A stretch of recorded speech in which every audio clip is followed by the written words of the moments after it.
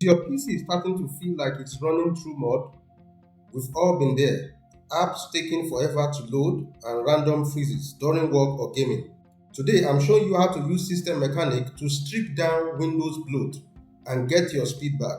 By the end of this video, your computer will feel like you just took it out of the box. First things first, you have to install System Mechanic into your PC.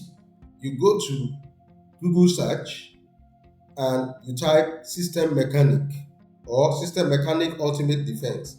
It will bring you results. Go to their official website. Now you can buy the software and use its full version. But if you don't have money to buy it yet, then just click on downloads and go to System Mechanic Free.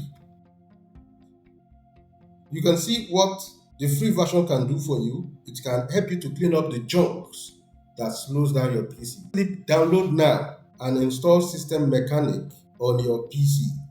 So you can start System Mechanic and then click open. If you want to do an automatic scan, you just click on fix issues. After issues are fixed, it will show you the system status. Here it says system status good.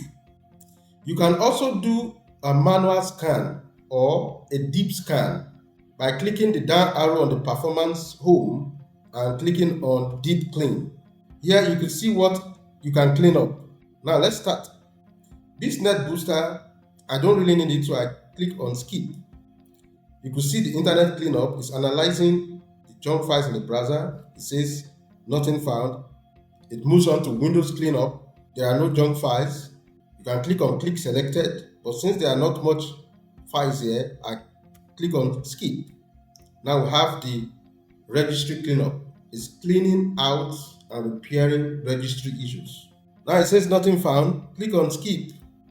Security optimizer, you can skip it if it doesn't have any issue. Program accelerator, and then here memory mechanic. You can see the memory in use. You can run memory mechanic to remove junk files from your RAM. Okay, so you can see the result.